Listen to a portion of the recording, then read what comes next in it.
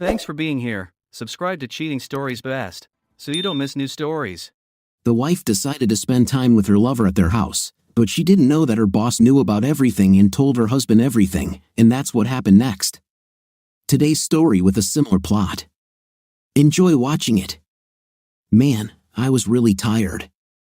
I was about to go to bed at my hotel when suddenly my boss called me and told me to urgently return to the corporation by 8 in the morning. So, I needed to organize a return flight, pack my things, and head to the airport. By the time I did all this, it was too late to call my wife and tell her I'm coming home without waking the kids.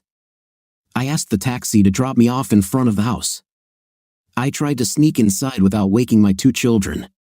It's funny, but the whole house was in darkness except for the light coming from our bedroom. We usually keep a few night lights on for the kids in case they wander off.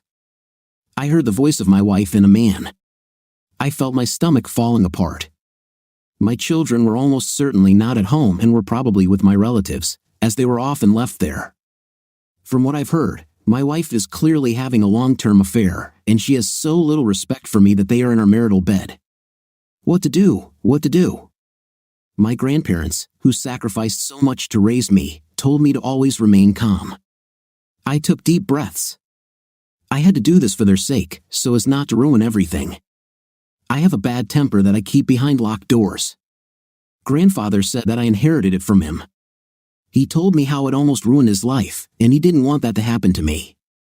Okay, my marriage is over. I decided not to seek revenge, but to try to obtain documentary evidence. I pulled my new smartphone out of my pocket. One of the subsidiaries owned by the corporation I work for is trying to get into the smartphone business. As a result of my work, I was given one to use and test. It features an extremely clear camera and a built-in microphone. It also has the ability to record directly to a standard USB memory stick, giving it much greater storage potential. I quietly set down my bags and took out a modified 16 GB flash drive from my briefcase. The flash drive was modified mainly with a 9-volt battery. This way, there was no danger of the phone's own battery draining while recording. I crept up to the open door, remaining in the shadows, and was able to record video evidence that my wife was cheating on me. God, that didn't help my pride at all. I better do a DNA test on the children and make sure they are mine. I took a deep breath and continued recording. Maybe I should have plugged my phone in before I started, but now it's too late. What about Dan Simmons? Am I better than Dan? Calm down, calm down. Dan is or was my best friend. I was no longer paying conscious attention to what they were saying, but suddenly my brain heard something that broke my control, and I rushed into the room. We got into a fight. My inner beast drove him out of the house. Sheila hid in a corner. The beast growled at her, "Come here." I was completely amazed by what was happening. It was like watching a movie, and I couldn't control myself.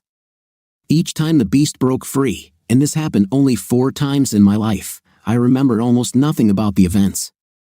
"Come here." She crawled across the floor and climbed onto the corner of the bed closer to me. "I'm so sorry, Steve. I'm so sorry." "Shut up," the beast growled. "Do you regret those times with Dan, too?" Sheila shuddered. "I wonder how long and how many people you were with." Her eyes were wide open in horror. "Please, I'm so sorry. Do not hurt me. I am so sorry. You're a cheater. You have desecrated this house. You have desecrated this bedroom. You have desecrated this bed. You betrayed your husband. You betrayed your children." I don't know how she managed to look worse, but somehow she did. Her eyes widened, her teeth began to chatter, and her face became even paler. Damn, the beast was in shock. I mentally patted him on the back, and then a strange thing happened. It seemed to me that the beast and I also patted me on the back in a friendly manner. I had this feeling that he would always take care of me. "Wow, you will pack all your things and leave this house by noon. You will take all the furniture in this bedroom with you, especially this bed. You will leave everything of mine on the floor neatly laid out. You will respect my things. You understand? How will I do all this?" Sheila cried. "In fact, I do not care. Maybe you can ask your crazy brothers, who I lent so much money to." By noon, the beast roared. "Yes, by noon," I said firmly. Sheila shook herself and covered her head with her hands, protecting herself. The beast carried my body downstairs and took my bags. On the way to the car, I noticed that Mark seemed to have disappeared. The beast threw my bags into the trunk and seated me in the driver's seat. At that moment, I seemed to have pulled myself together again. I looked at myself in the rearview mirror. My nose was clearly broken, and my good looks had disappeared. I started the car and drove to the hospital. At the hospital, doctors discovered I had a broken nose, 2 broken ribs, and a possible concussion. I also had numerous bruises and even 2 minor puncture wounds. They wanted to hospitalize me, but I refused because I had to be at work in 2 hours. They also called the police. I told the police that as far as I knew, I was the victim, but I wasn't sure because I didn't remember much. I categorically stated that I was seriously injured during the incident, while the other party involved was so slightly injured that she didn't even choose to go to the hospital. This was obviously true, as I did not see Mark in the emergency room. They tested me, and I was completely clean. I am a long-time local resident and work for one of the most successful companies in the area. The latter is what did the trick and why they let me go. The officer who interrogated me has a sister who works in the same company. He asked me if I knew her, and I did. I told him how I had to go to work on an urgent matter that caused me to be called back. With the current state of the economy, government officials and employees are reluctant to do anything that would hurt a large employer without good reason. They had my name and address. They decided to trust me for now, and I didn't stay any longer. I had the keys to the company headquarters and let myself in. I also walked into Audrey Hammer's office. She was the vice president and my boss. More importantly, her office had a full bathroom with a shower and a sofa. I took a shower, cleaned myself up as best I could, and went to bed. The funny thing is, I still didn't feel any pain. I parked in my spot and was glad to see Steve's car already there. I kept Steve as my best troubleshooter. He was severely underpaid and undervalued by the corporation. I was close to doing something about it, but this would mean a showdown with my older brothers, who equally inherited the company from our parents. Being older and male, they thought they deserved the top 2 positions. It became quite tedious to work with and on them. Looking into Steve's office, I noticed he was not at his desk. I continued on my way, hoping he had prepared coffee. The door to my office was already open, and I entered. Steve's luggage was on the floor, and he was sleeping on my couch. I approached, wondering what time he had arrived. If he really were asleep, it would give me the opportunity to look at his face with a guilty pleasure that I could never fully indulge in. Steve is one of the most handsome men I have ever seen in my life. The movies and soap operas I've watched feature gorgeous male CEOs or doctors. Steve really is that gorgeous, and he doesn't even seem to realize it. On the other hand, I'm 5 years older, my hair is going gray prematurely, I don't have time to exercise, and I look 50 instead of 35. People never called me beautiful or even pretty, but at least they didn't call me ugly. I walked over to the sofa and looked down. I gasped. His face was purple and black from bruises, with some kind of metal splint around his nose taped to his head. I knelt down by the sofa and touched his shoulder. His eyes suddenly opened, and for a moment, he seemed very scary to me, but then his face took on its usual gentle expression. "Steve, what happened to you?" "Well, let's put it this way. I returned home hoping to surprise my wife, but she surprised me even more. Do you know any good divorce lawyers?" "Yes, actually, I do. I know the best divorce lawyer in town, Heather Alexander. She was my old college roommate, and she owed me a favor." I called her on her cell phone. "Good morning, Heather. This is Audrey. I need your help. Heather, one of my assistants and good friends needs a divorce lawyer. Do you have time this morning?" "I appreciate it, Heather. See you soon." She doesn't have free time, but she will do it for me. "So, Steve, what happened?" "Audrey, we have a lot of work to do today. How about you sit next to me while I talk to your friend? Then I won't have to go through all of this twice." Okay, Steve, but I want to hear the full story." Steve was the best executive assistant I could have hoped for. I don't know if he knew how much I relied on him. Frankly, this job would be unbearable if you weren't here. Audrey and I worked for almost an hour trying to fix the latest mess her brothers had made. I swear, this company would be twice as successful if they just dropped dead. Heather showed up, and I told her my story. I had to lie about the beast. I didn't want them to think I was crazy. I told them that I didn't remember much and that I was kind of blacked out with rage. I showed them my home movie. Now I know what caused my circuit breaker to trip. At some point, Mark asked Audrey, "Are you really so mine that I'm more important than your children?" Sheila replied, "I'm yours. I don't give a damn about them." Heather and Audrey were completely shocked. I think I growled, "Heather, I would like to get as much as possible. I would really like to get full custody of my children. You can sacrifice all of our assets to do this, but I don't want to pay child support right now. I think my kids are with their parents. I'd like to pick them up. Steve, I will do everything I can for you. But even with evidence like this, full custody can be difficult. Your wife may say that she only said it in the heat of the moment. I will draft some preliminary divorce documents and get them ready for signature. Give my business card to your wife and ask her lawyer to contact me. Try to stay calm regardless of provocations. You've probably already made one mistake, don't make another. Is it clear?" She looked at me seriously. "I'm so sorry, Heather. I just completely lost control. I'll try to stay calm. Thank you for agreeing to represent me. Audrey says you're the best." Audrey and Heather exchanged a few words in private, and Heather left. The two of us had been working together for a couple of hours when suddenly I started to get incredibly nervous. I finally understood what was happening. It was approaching noon, and the beast wanted to make sure Sheila had left my house. I planned to let her stay in the house, but the beast had other ideas. Not only did he seem to be out of his locked room, but there was no longer a room to lock him into. "Oh, Audrey, there is something personal I need to take care of. This should only take an hour or two. I'm really sorry, but can I leave? I'll be back as quickly as I can." "No problem, Steve. You've helped me a lot, and we're off to a great start on this problem. But come back as quickly as possible." I ran to my car as fast as I could. I was afraid that if I didn't please the beast, he would just take control again. When I pulled up to my house, there was a rental truck and Sheila's two brothers. They took the mattress out of the house. There were also 2 police cars and 3 officers there. I got out of the car with my laptop in my hand. The police were walking quickly in my direction. I set up my laptop on the hood of my car and prepared my movie.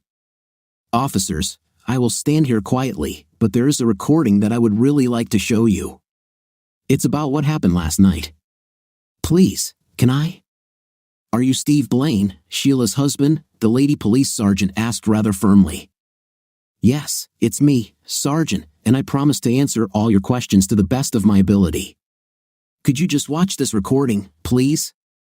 It looked like they were ready to handcuff me, but while the sergeant had a rough appearance, she had remarkable eyes that hinted at great compassion. "Okay, Mr. Blaine, we'll look at the recording, but you stay where you are." "You have my word, Sergeant." Well, I started the movie and turned the volume up so they could hear it. I think even a few of my neighbors heard it too. Many of them stood outside to watch the show. When it all came to an end, Sheila said, "I don't give a damn about them." Sheila must have heard it too because she dropped the box she was carrying. We all looked over at the noise and saw her picking up her things and putting them back in the box. "I saw something I didn't like, Sergeant. I just saw my wife look at the bag full of white powder that fell out of the box." "I saw the same thing, Mr. Blaine." She started running towards my wife and called other officers to follow her. I remembered something I saw in a movie that I hadn't really thought about. I scrolled to a certain point and zoomed in on the bedside table. There was a small mirror with white streaks of powder on it. I made it halfway to the sergeant, who was having a heated discussion with my wife. I called one of the other officers over and showed him what my laptop showed. He called the sergeant over and showed it to her. She returned to my wife and handcuffed her. Sheila cried and sobbed. Her brothers stood and watched in shock. The sergeant shouted at them to finish their work. 2 other officers got into the car with my wife and drove away. "Sergeant, what just happened?" "Your wife was arrested for possession of prohibited substances. It's powder. We'll test it to make sure." What about my children? When can I see them? I had a crazy look on my face. Where are they? She asked. She had a very concerned look and tone. Probably at my wife's parents' house, about 5 miles from here. These are your children. Your wife is in police custody. If I were you, I'd just go and get them. She looked at me strangely. Of course, I want to pick them up. I love them, but what if problems arise? I don't want an ugly scene to play out in front of my 2 little ones. The sergeant's worried gaze cleared, and she looked at me almost with relief. I'll tell you what. These guys are almost done.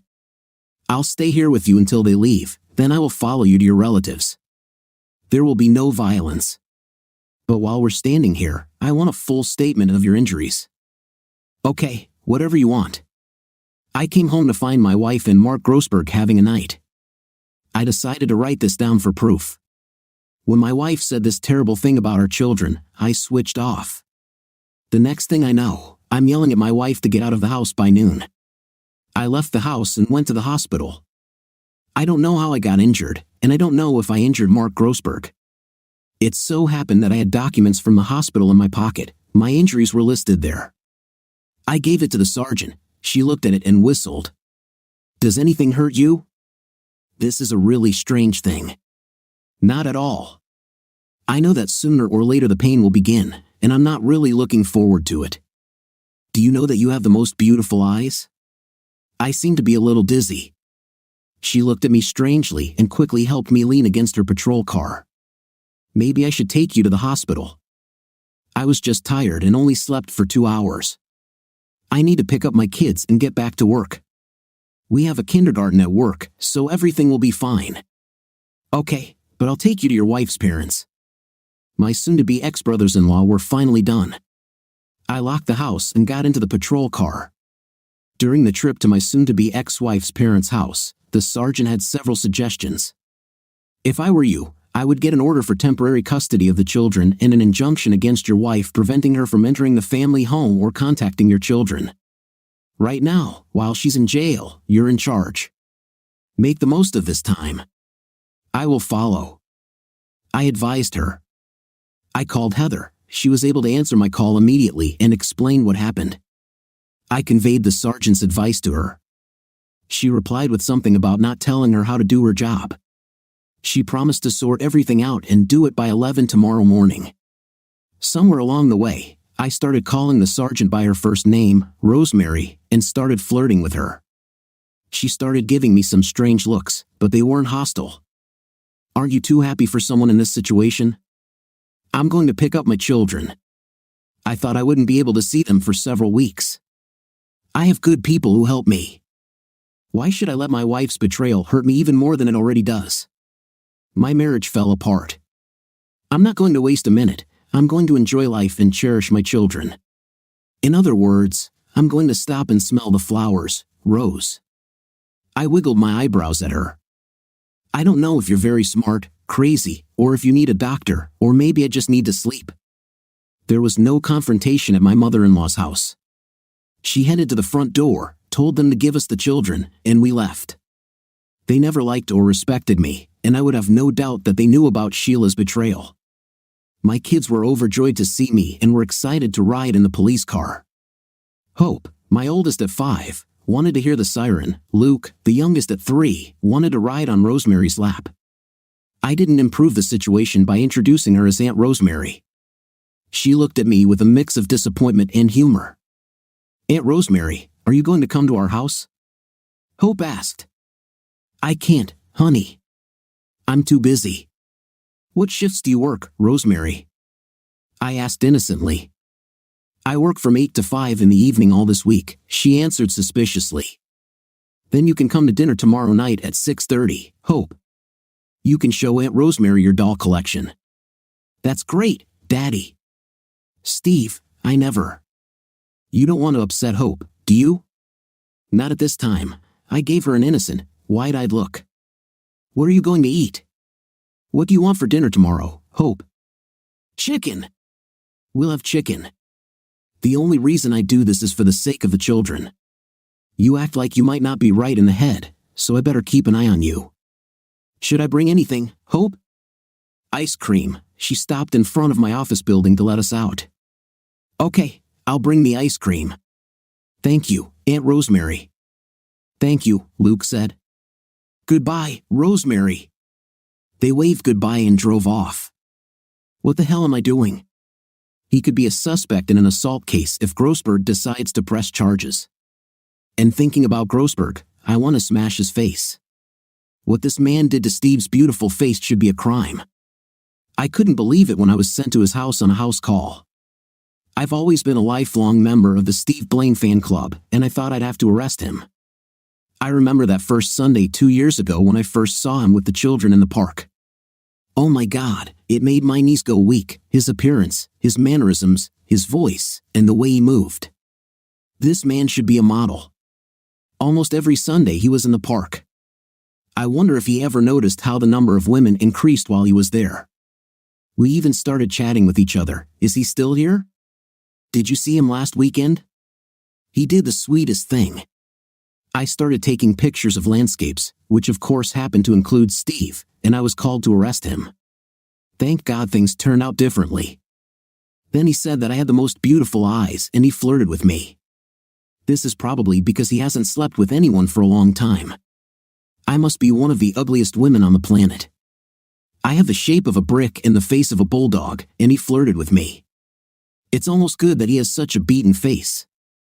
I don't know if I could sit across from him with his usual gorgeous face. I wanted to scream like a little girl meeting a pop idol. Calm down, Rosemary. His kids called me Aunt Rosemary. Do your job, Rosemary. You should visit Mark Grossberg and get a statement from him. I dropped my kids off at daycare and hurried upstairs to see Audrey. My behavior was more than a little strange. I didn't know if it was due to lack of sleep or the beast, but I was more persistent and flirting with Rosemary too. I should be grieving my marriage more, but I'm treating it like it happened last year instead of last night. Something was blocking my emotional and physical pain, and I was just hoping that the blockage would last. Audrey and I were able to finish our work that day. Audrey, I think I'll be completely exhausted tomorrow. Do you think I could have a day off? Sure, Steve. I might have to call you, but you can stay home. I'm sorry for the terrible situation you find yourself in. Good night. Good night, Audrey. What scared me most about my injuries were the broken ribs. While everything else would hurt me when I eventually felt it, my ribs could limit my mobility, and I had to take care of my children. We took a taxi home from the office and I ordered pizza for dinner. Hope and Luke asked me where Mom was. I said that Mom and Dad had a big fight, but we both still love them very much, forever and ever. But because of the big quarrel, Mom is going to live at her grandparents' house now. I've been out of town a lot lately, so I expected my children to be more closely connected to their mother than to me. The answer I received surprised me. It's okay, Daddy, as long as you stay with us. We are tired of staying at our grandparents' house. I was hugged tightly by both my children. I knew they spent many nights with my wife's parents, but how often did Sheila send them there when she was cheating on me? I heard the beast growl that night. I used the yellow pages to try to find someone to help us. Within a few days, there was one place that advertised an emergency nanny service. I called them and asked for someone to be sent at 7 a.m. Then, I hid the key under the doormat. I decided that the lack of sleep and the pain from my injuries were about to set in, and my condition may be so bad that I wouldn't be able to get out of bed in the morning. That night, I sat down at the computer and transferred most of our savings from our joint accounts into my own checking account. I then canceled our joint credit cards. I wasn't sure if I should go to the bank and empty our safe deposit box or not. I had the only key. I would think about it. We all slept on a double bed in the guest bedroom. Hope and Luke always slept better when they slept with my wife and me. I also thought that this way, if they woke up, I wouldn't have to run down the hall to comfort them. I woke up this morning with Luke and Hope looking down on me. Dad, someone is ringing at the door. Just at that moment, my mobile phone rang. Mr. Blaine, this is Gloria from the service. I'm the nanny. Are you at home? Yes, Gloria. Thank you for coming. I'm a little tired. I put the key under the doormat. Can you come in and go upstairs? Of course, I'll come now. I heard the front door open and footsteps. The woman who came in seemed to be in her late 50s. I explained the situation. She needed to get Hope ready and take her to daycare, then take care of Luke for the rest of the day. She quickly got to work on her tasks and was very warm towards the children. I rested for the day. A messenger from Heather's office delivered the temporary custody order and restraining order. Heather called to say that my wife had been served with divorce papers while she was in jail. She expected Sheila to be released that evening. Between the controlled substance charge and the record I now had a great chance of getting full custody. While Gloria went to pick up Hope from daycare, I stopped by the bank, bought a new safe deposit box, and moved most of the contents from the old one to the new one. I only left Sheila's things in the old box at the bank across the street. I opened a new checking and savings account in my name only. I then wrote a check from my old personal checking account to my new bank savings account. Once the divorce is settled, I wouldn't mind Sheila getting half, but for now, I didn't want her wasting money on things like illegal substances or bail. I felt amazingly good. Although I finally felt pain, it wasn't as bad as I feared. My nose hurt the most. I decided to buy some chicken from the grocery store and cook it tonight. Gloria left at 5, and to play it safe, I asked her to come tomorrow. Rosemary arrived quickly. We had a wonderful dinner. Hope asked to see Rosemary's gun, and Rosemary carefully explained how dangerous real guns were. I must have looked terrible to Rosemary because she kept asking about my condition. I was bad. I decided to get all the attention I could from Rosemary. She agreed to sit with us and watch a children's movie. Then I persuaded her to stay for another movie, pretending to be dizzy and saying that I would be more comfortable if she stayed. During the second film, she told me how she interrogated Mark Grossberg. She made me promise not to tell anyone what she said. She found Mark living in a hotel in a nearby town. He was absolutely terrified of me. He said I forced him into the bathroom and attacked him without warning. Rosemary then showed him the film and the part where he apparently threw himself off the bed towards me and the camera. She then listed all my injuries and compared them to his cuts and bruises. She told him that she would be happy to press charges against me, but warned him that I might reciprocate. If I had done this, he could very well have served time in prison. Mark decided not to press charges. I told her that since I didn't really remember what happened, I wouldn't press charges, although I would have to remember to send Mark's wife a copy of my film. Rosemary left at 11, and I went back to bed with the children. As time passed, I refused all communication with Sheila. I made her talk to my lawyer. My ribs healed in a little over 3 weeks, but my nose still hurt. I redecorated my bedroom with new paint, crown molding, and new curtains. I was finally able to buy a bedroom set that I liked, a massive 4-poster bed with matching furniture, all made of heavy dark wood. I liked it. I tricked Rosemary into spending many evenings at my house. I haven't hit on her yet, but I was planning on doing so. I had to wait for my nose to heal. Damn, that thing hurt. Everything was going well at work. I had to spend a few nights away from home, but I was able to hire Gloria for that time. Audrey did everything she could to reduce my trips out of town. Finally, the doctor told me that my nose was fine. I pretended to be dizzy again and tricked Rosemary into staying out late during the movie. I went and got each of us a bowl of ice cream. When I returned, instead of sitting in my chair, I sat next to her on the sofa, also kind of close. We ate ice cream in silence while watching the movie. I gave her time to relax, then I pulled her closer. She looked at me. "What are you doing?" I said. "Today the doctor told me that my nose is completely healed, so now I don't have to worry about hurting him by doing something else, like kissing you. That's why what I'm doing now is called making a pass. Is this a sufficient explanation? Why do you want to kiss me?" "I'm ugly." "I'm absolutely ugly," she replied. I put my finger to her lips and stopped her. "You are a healthy young woman, about my age. You have wonderful eyes, a wonderful voice, and a fantastic personality. You have an amazingly healthy body and keep yourself in good physical shape. I like you. Can we kiss now?" I asked eagerly. But before she could respond, I kissed her. I had a lot of fun that night. Unfortunately, we never finished watching the rest of the movie. The night had to end at our usual time, but she agreed to come over again tomorrow. Oh my God, the handsome man in town wants to see me again tomorrow. I must be dreaming, I thought to myself. I've only kissed one guy in my entire life, and he was old, uglier than me, and drunk. Things were going well with Rosemary. I mentioned that Gloria sometimes took the children to her home for the night. Then I asked Rosemary if she was free all night on Saturday evening. She said yes, but wanted to show me her apartment. Rosemary greeted me at the door wearing a dark blouse and black trousers.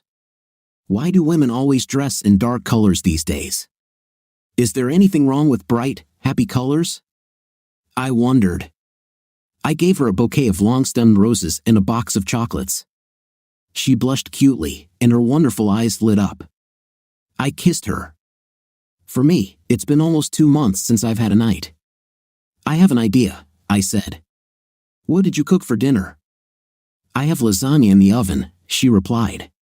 Can you turn off the oven? Yes, please do it, I said. But sorry, Rosemary, I'm just too impatient. We made love afterwards. I lay down next to her and kissed her tenderly. She kissed me back, closed her eyes, and fell asleep. The lasagna was almost ruined but still edible. Steve ate 2.5 large pieces along with garlic bread. He needed to regain his strength. Good boy, I thought. I ate almost 2 pieces. Suddenly, I understood. Holy! I'm sitting here with a gorgeous man without clothes in my kitchen. Happy day, happy day! The intimate was better than I could have hoped for my first time. We ate, brushed our teeth, and I suggested we sit on the couch, watch TV, and cuddle. I was filled with pride. Here, ugly old Rosemary Hoover Watkins drove a gorgeous guy crazy. Keep it up, girl. Yeah, for 15 minutes now, my home phone has been ringing nonstop. I put the phone to my ear and answered. It was my good neighbor and friend, Beth. She screamed in my ear, Rosemary, are you okay? We are all standing outside your door and ready to break it down, but we decided that since you're a cop, we'd better wait and see. Honey, everything is fine, I reassured her.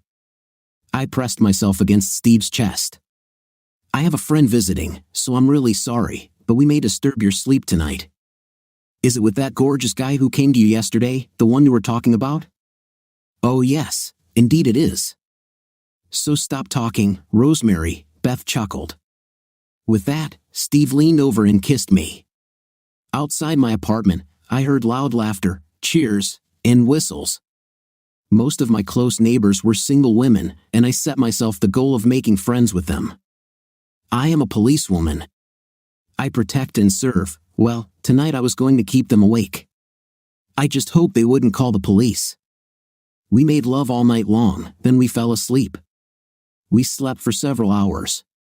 When Steve woke me up, he had already showered, dressed, and looked as handsome as ever. He apologized but said he needed to go and pick up his children. I smiled sleepily at him and said that I understand. He kissed me, promising to call, and I knew that he would do so. I was completely exhausted and didn't have the strength to walk him to the door. I trusted him to make sure the door was locked, so I closed my eyes and went back to sleep. Well, it was a wonderful night with Rosemary, I thought. I opened the door, looked at my feet to make sure I wouldn't trip, and closed it carefully, making sure the lock clicked into place. Flashes of light flashed around me. 5 women stood there, some with cheers, clapped and applauded. I felt a little awkward but bowed and thanked them sincerely. Then, as one, they extended all their right hands as if they were queens. I walked down the hallway, humming an old Irish tune my grandfather taught me. I swear I heard the ladies sigh behind me. The next few months were pleasant. I didn't get to spend too many nights with Rosemary because of Hope and Luke, but the nights I spent there were always wonderful. There were only 2 problems in my relationship with Rosemary.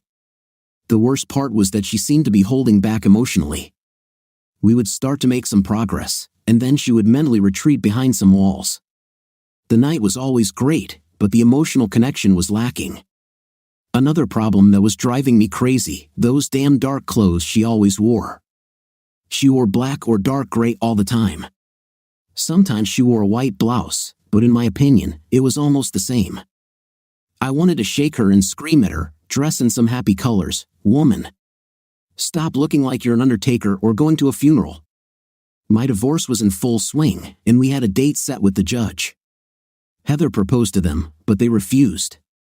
She warned them that they would be lucky if the judge gave them even that, but they still refused. From Heather, I learned the story of my wife's infidelity.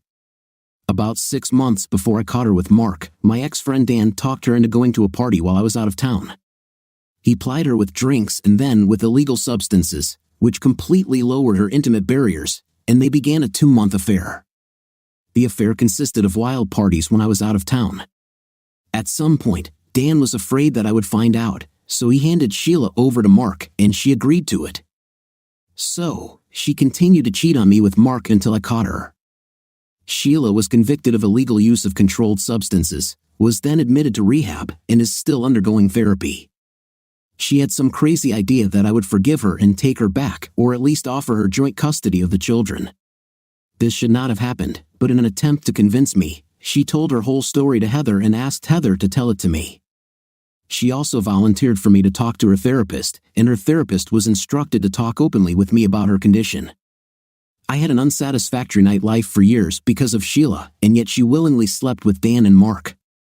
So, although there were some illegal substances involved, it didn't affect my opinion. She didn't take them when I was home. She should have seen at those times that she needed help, but no, she continued. She turned her back on me and our children, handing them over to her parents as soon as I left town. What kind of love does this show for your children? After my parents died, my grandparents fought for almost 4 years to get me out of foster care and gain custody of me. They exercised to improve their health, took part-time jobs working 30 hours a week each to improve their financial situation, cut their hair, and hid their canes to look younger. And my wife gave our children to someone else so she could have an intim with other men. Her parents never loved me and never really loved their children. They thought I was too pretty and not manly enough to stand next to their daughter. Since our children were also quite beautiful, they were very strict with them and tried to toughen them up, like people with very superficial beauty, maybe physically weaker or something like that. Well, they'll never see my children again, and my other ungrateful relatives will never again be able to come to me and profit from my money again. Well, the day for divorce finally arrived. I went to court, and we showed the judge our evidence. She watched the movie and looked at my wife, then she looked at me. The judge looked at my wife like she was crazy. The judge granted the divorce under the same terms as Heather's original proposal. This upset Heather because she thought we would work out better, but I was happy. My ex-wife received half of our assets and half of our retirement accounts, but not half of my company pension. I had to pay her for her half equity in our house. I got full custody of the children. Sheila received 2 4-hour supervised visits per month. I didn't pay her child support, and she didn't pay me child support. I also had to carry her on my health insurance for the next 5 years unless she got married. I was nasty and got away with it. The loans I gave to her family? Well, I deducted them from her half of the assets. Let her argue with them about getting the money back. Not including the value of retirement accounts, Sheila received approximately $350,000. She's also stuck paying for her own lawyer and her share of the legal fees. When it came time to pay Heather, she didn't charge me a dime. Heather said she could never repay Audrey for all the good things Audrey did for her. She knew I had Audrey's back for years, and by helping me, she was indirectly able to repay Audrey. I pressed her, but she just told me to keep taking care of Audrey. Heather Alexander, dear lady, Mark Grossberg left the state completely, and his wife filed for divorce. As for my ex-friend Dan, well, he moved to the other side of town and changed offices. Very rarely will I see him. When this happens and he notices me, he will run away, not leave. Right after my divorce, Rosemary left me. She said she wanted to remain my friend. In fact, she desperately wanted to remain my friend, but she didn't think we had a romantic future together. I was sad, but I always noticed how she held back emotionally. A couple of weeks after we broke up, she told me how she met a local FBI agent. I wished her well, but we still met for lunches and the occasional dinner. About a month after Rosemary and I separated, I was putting the kids to bed when I heard strange noises at the front door, whimpering sounds and a slight scratching sound. I figured it was a lost dog trying to stay warm on a cold night. I opened the door to find Sheila leaning against the screen door, crying and languidly scratching at the door with one hand.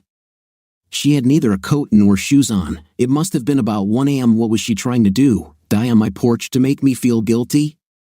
I thought. I had to carefully open the screen door so I didn't knock her down. I picked her up and carried her into the house. She didn't react at all. I hoped it wasn't illegal substances again. I probably should have called the police, but she was so cold that I decided she needed a hot bath.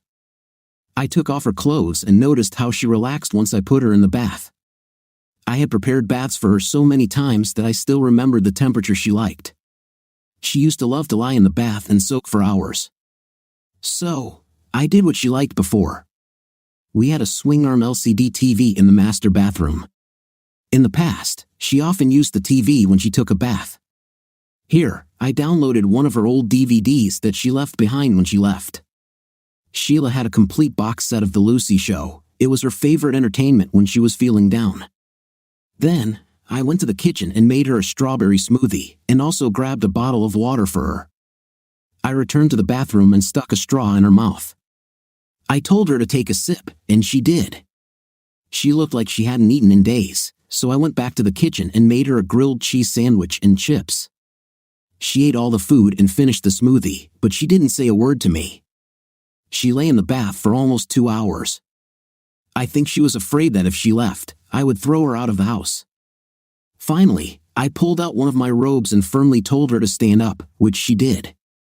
I told her to put on a bathrobe.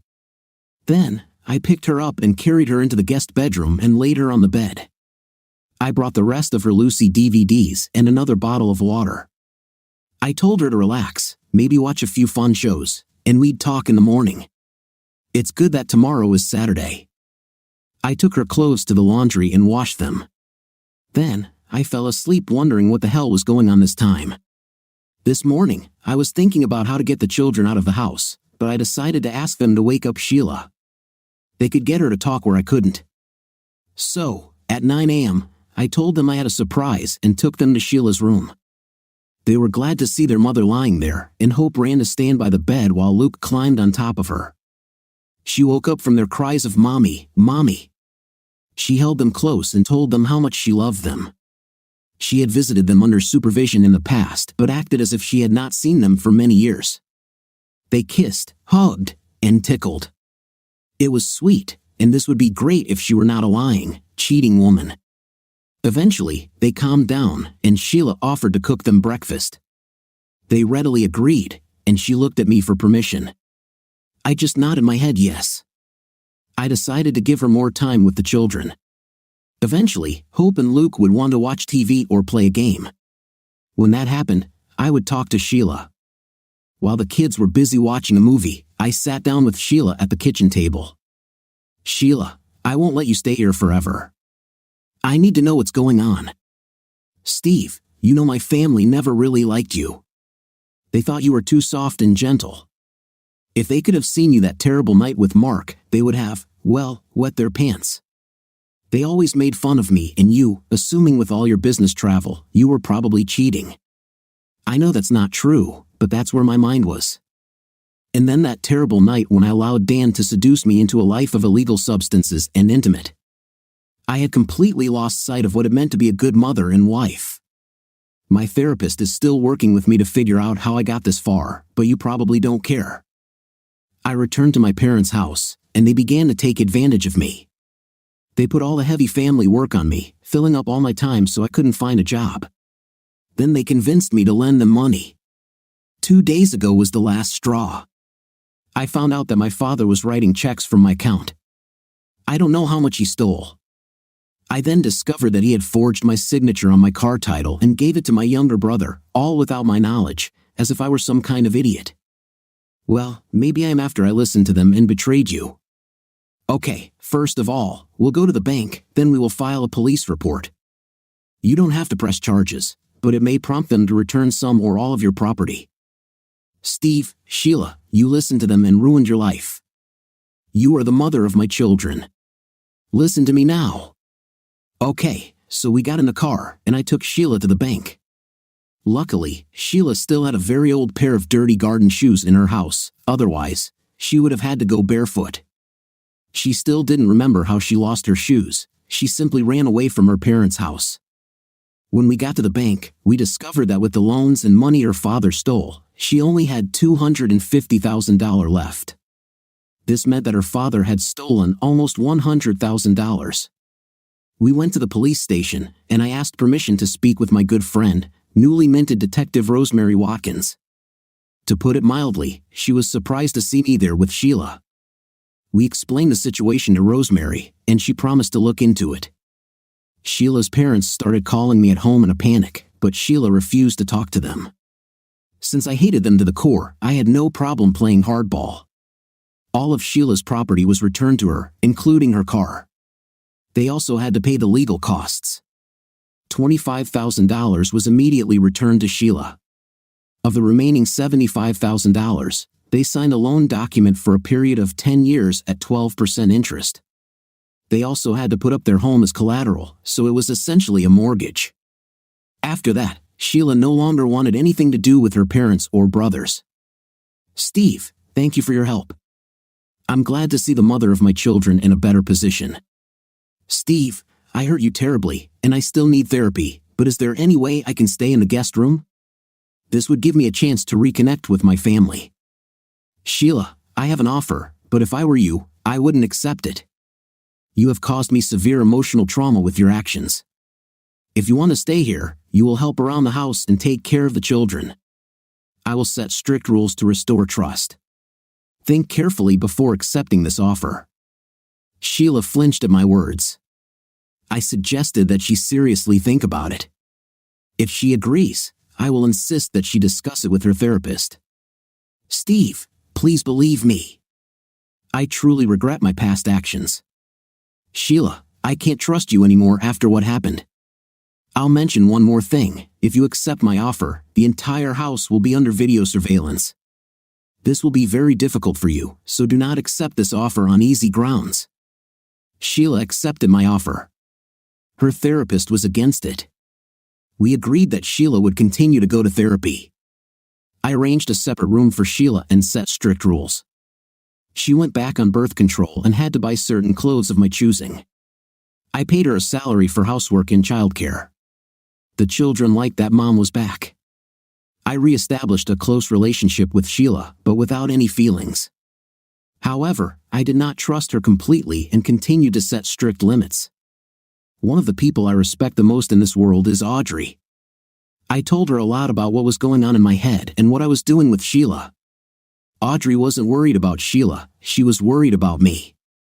She was worried that the crazy life I was living would prevent me from finding true love someday in the future. I told her there was a woman I was interested in, but due to circumstances, she was unavailable right now. I said I have a plan for the future. Audrey said it made her feel relieved that I wasn't trapping myself with Sheila. How can someone's life be so messed up? I love Steve, but he can make some really stupid decisions. On the other hand, when he is regular intimate, it is much more effective. This is the time between Rosemary leaving him, what a stupid girl, and Sheila's return. He wasn't as competent as usual. Steve was still better than most, but he wasn't at the usual high level of knowledge he usually displays. Moreover, there was an underlying tension in and around his eyes that was unpleasant to look at. One of the few pleasures I get from life is watching Steve. I barely survived when he had those terrible bruises and a broken nose. For some reason, this unsightliness in his eyes seems even worse to me, so maybe I should stop complaining about his nightlife. I just hope he finds this new woman he's after in the future. When my brothers and I first inherited the company, we each received 25% of the shares, and another 25% was sold publicly. Over the years, tired of their mistakes and wasteful lives, I bought back some of the shares. Now they own less than 20%, and I own more than 35%. It became Steve's job to acquire another 16% of the shares to secure a majority vote with me. I intended to replace my older brother as CEO of Hammer Incorporated. Steve first approached the company's employees to secure their votes. It was successful, he gained 7%. He assured me there would be no issues since all the employees recognized who had made the corporation successful. Steve says the sweetest things. Of the approximately 18% of unaccounted for stocks, more than half were controlled by women. I tasked Steve with them. They didn't stand a chance. One look at his face and the sound of his voice. Oh God, the palace coup was completely bloodless. I think my brother saw this coming a long time ago and just didn't know how to stop it. They retired to the Caribbean islands. As for Steve, I could finally reward him the way he deserved. He would receive generous bonus checks and a promotion to my position. I hoped you wouldn't be too disappointed that I couldn't make him president. There was a manager who was truly made for the job, and she deserved it after all the abuse my brothers caused her. I decided to invite him to dinner at a Hilton restaurant overlooking the city. Supposedly, they had the best prime rib in town, and Steve really loves prime rib. I told him, Steve, we did it. You have been so wonderful and such a great help to me for so many years. We sat sipping wine, and Steve looked at me intently. There seemed to be some strange tension in him, like he was about to jump out of a plane or something. Besides the huge bonus check, I would like you to accept the position of vice president. Audrey, I'm so happy that you can finally run the company without interference. I know you will be a huge success. As for the position, I'm very sorry, but I cannot accept it. My stomach cramped and I almost choked on my wine. But Steve, why? Maybe he was upset that he wasn't offered the presidency. As I mentioned to you some time ago, there is a woman who interests me. Our company has rules and policies that prevent me from pursuing my prey, so I'll have to resign. He must be interested in another Hammer employee. I can just change the rules if necessary. I'm not going to lose Steve. 2 weeks ago, in anticipation of my future romance, I stopped all physical intimacy with Sheila. She feigned disappointment, but I knew very well that she was actually relieved. I also underwent a complete physical examination and am completely free of all illnesses, intimate or otherwise. So now, I feel completely ready to start the chase. Why is he telling me all this? I can't let him go. Why is he holding my hand? Why is he looking at me so intently? Oh God, Audrey darling, would you like to dance? Steve was the one who hinted that the Hilton had such good prime rib. He was the one who arranged everything so that on the only free evening we could go there would be a dance at the Hilton. He set me up. He slowly lifted me from the chair. I was completely shocked. You, Steve, I'm much older, SHH, you're the one I want. Please dance with me. So, we danced, and I didn't want it to end. After 4 songs, the food on our table was completely cold. Steve looked at me kindly. They actually have room service here, but we don't have a room. Please don't think too harshly of me, but I've been looking forward to this for some time. And with these words, he showed me the room key card. Then this world's best negotiator kissed me. Hell, I'd make him CEO after this. I followed him to the elevator. We went to the room and made love there. Steve, I love you. Steve, I love you. Steve, I love you. Steve confessed his love to me. I'd always had a crush on Steve, but I was too cowardly to admit it. I thought I was too old. I thought I was too ugly. I thought Steve was too great. And now, Steve tells me he loves me. Don't pinch me now, I don't want to wake up.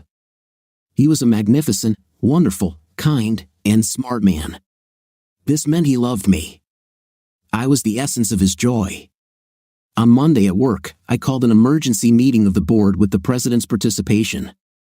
I told them all that Steve, had resigned. They were shocked and alarmed. The board was composed of women, and meeting Steve was the highlight of their visits here. I explained that Steve had been romantically involved with one of our employees and had quit to pursue his love interest. While everyone appreciated Steve's honesty and integrity, they unanimously agreed that the company needed him. Therefore, the policy must be changed immediately, and Steve would be offered my old job. Mary, the new president, was not naive. She looked at me suspiciously. Audrey, you didn't say who Steve is in love with. You two are very close.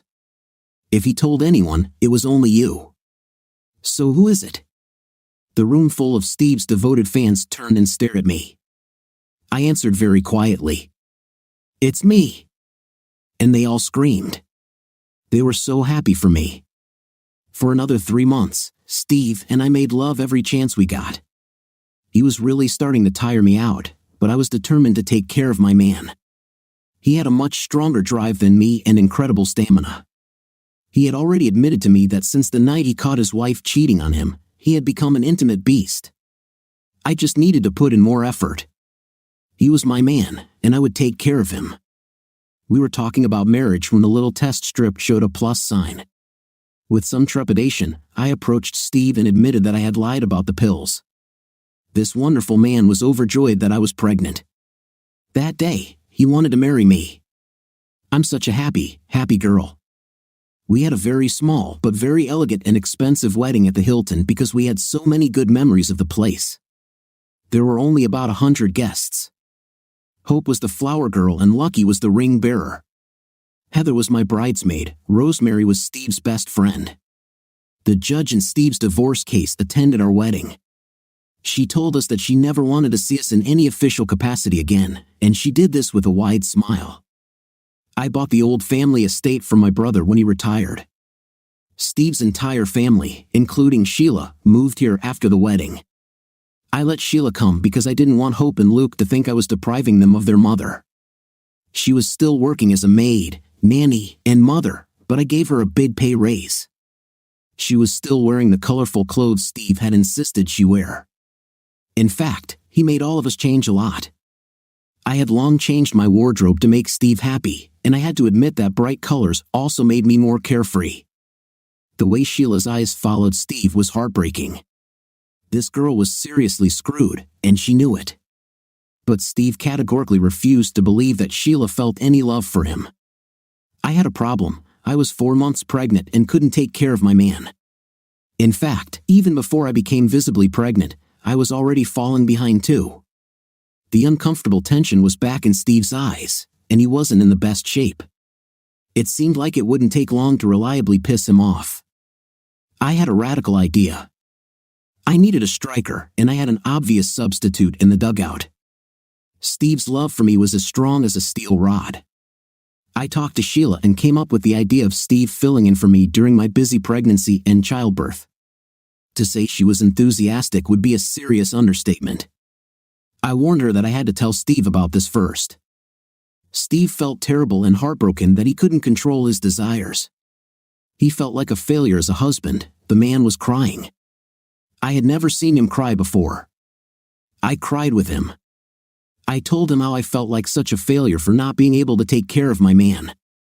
He made me promise that I would still love him if he took advantage of Sheila. He also made me promise that I would have complete control over his inner beast. In the 7th month of my pregnancy, Rosemary came to us in tears. Over the past year, Rosemary had become a close friend of mine. She collapsed into my arms. Who the hell hurt this tough cop? She didn't want to talk to Steve, but she decided to trust me.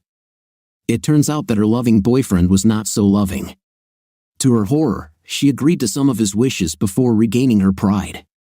In retaliation, he exposed her behavior to his superiors and thereby destroyed her professional reputation. I knew what to do. I called Heather and told her the name of Rosemary's ex-boyfriend, and then I told her what needed to be done. As for Rosemary, I had been thinking for a long time that my corporation should have a corporate security department. I would hire her as its new leader and have her create it. 2 problems solved in one fell swoop. I liked it. Heather sued this stupid joker for everything he owned or would own for the next 20 years. He was out of work after 6 weeks. Rosemary was doing well in her new job, but she was emotionally depressed at home. I persuaded her to move in with us. She had such a melancholic look when she saw Steve. Finally, I asked her why she left him. She said she didn't feel worthy of him. What nonsense. 8 months into my pregnancy and Steve hadn't experienced any real love in 3 months. Of course, he had a physical relationship with Sheila, but it wasn't love. And he needed love. I discussed this topic with Rosemary. Rosemary was skeptical and worried that it would harm my marriage. I knew Steve for almost 8 years. I trusted this man. He was honest and didn't lie. I turned the switch if I thought things were getting out of control. I would tell him to stop, and he would stop, simple as that. Then I talked to Steve, and he was even more concerned than Rosemary. It took a lot of persuasion, but in the end, I persuaded him.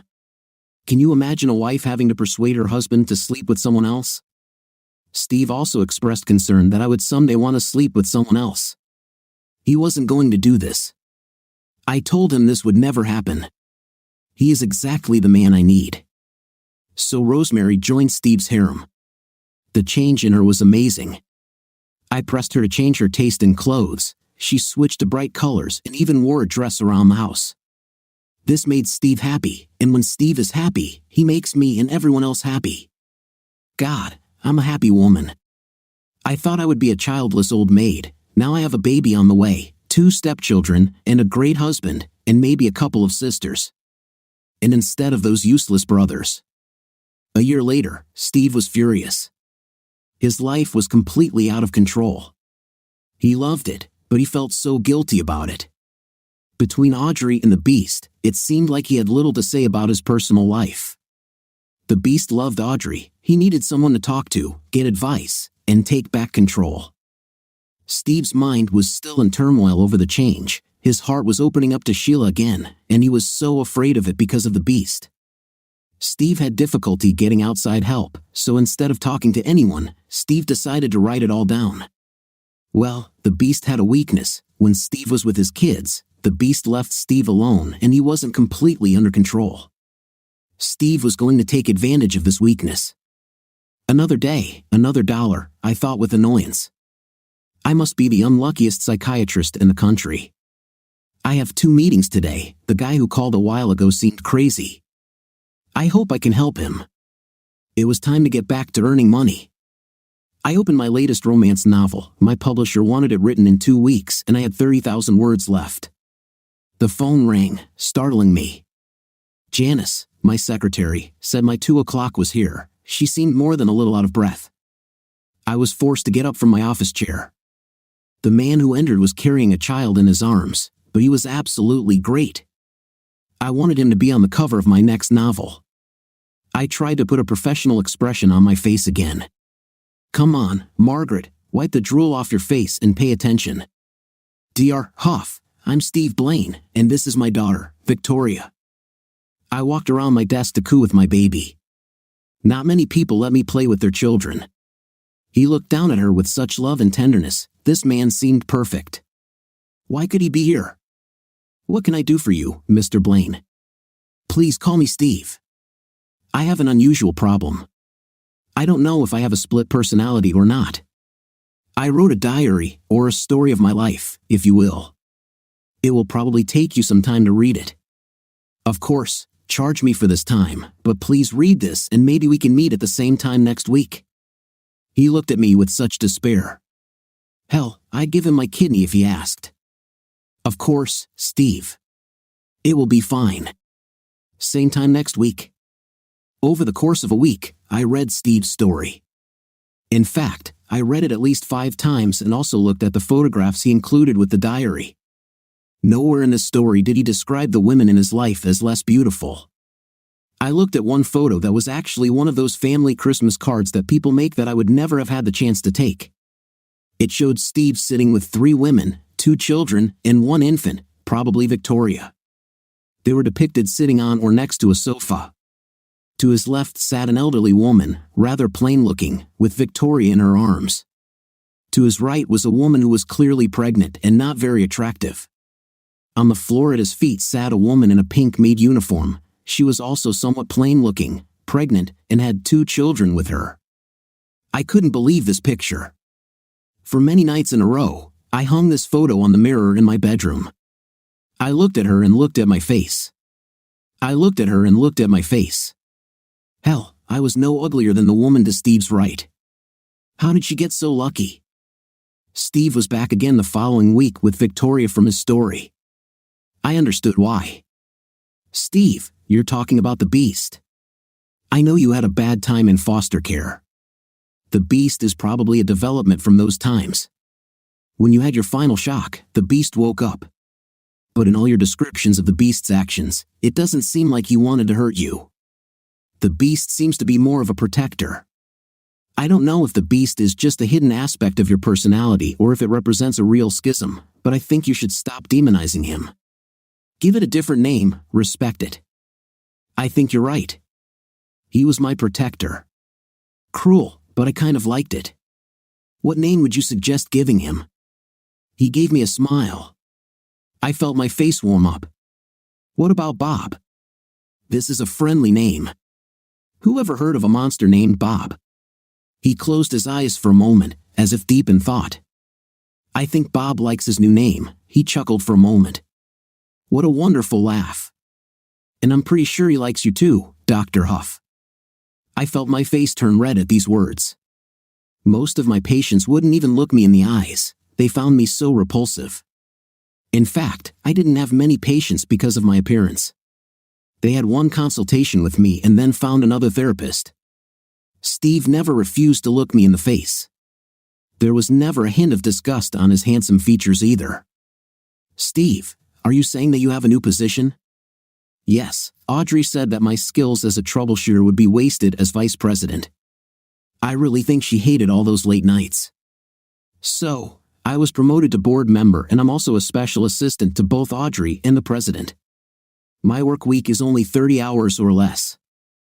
I have to admit that I like it. This gives me more time to spend with my family. Both Audrey and Mary, the company president, assure me that I'm making a valuable contribution to the company.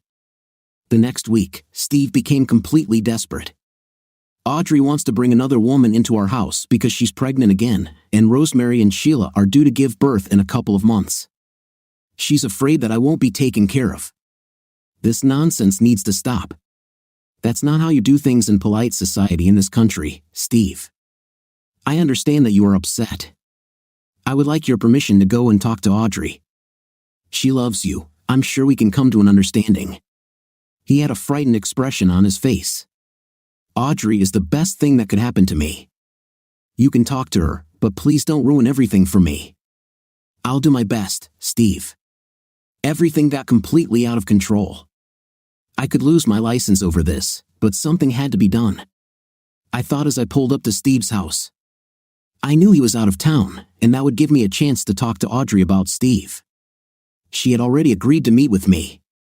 I spoke with Audrey for several hours, outlining Steve's concerns. Audrey understood that they were breaking many barriers in society, but now she loved her life. If society doesn't like it, they can just buzz off. Audrey, I can appreciate your attitude, but Steve is a very kind person. He thinks he's taking advantage of you all. He believes that he is cheating on his marriage vows. We'll have to work on Steve to convince him that you're all really happy with the situation. I think it would be better if he had frequent and even daily therapy with someone who was at the top of his class. I said the last part very quietly. A smirk appeared on Audrey's face. What exactly do you want to say, Margaret? I can call you Margaret, can I? Steve told me that you are looking for a new woman. I would like to apply for this job. I said the last part so quietly that I thought Audrey wouldn't hear, but her grin grew even wider. Next Christmas, Merry Christmas from the Blaine family. There were 4 women in the picture with Steve. They all had beaming expressions on their faces. 3 women had children in their arms, and one of these women was pregnant. The 4th woman didn't have a child, but she was obviously pregnant too, and her smile was the biggest of them all. Audrey, honey, yes, Steve. Judge Grant from our wedding has appeared often lately. Are we in some trouble? Oh no, Steve, no problem. But you see, we're all pregnant again, and we have to take care of you and Bob. So I talked to Bethany Grant. What do you think of our story today? It seems to me that the husband was as disappointed in his wife as possible when he caught her with another man, but he was good enough to write down the evidence. What do you think? Write in the comments. See you in the next video.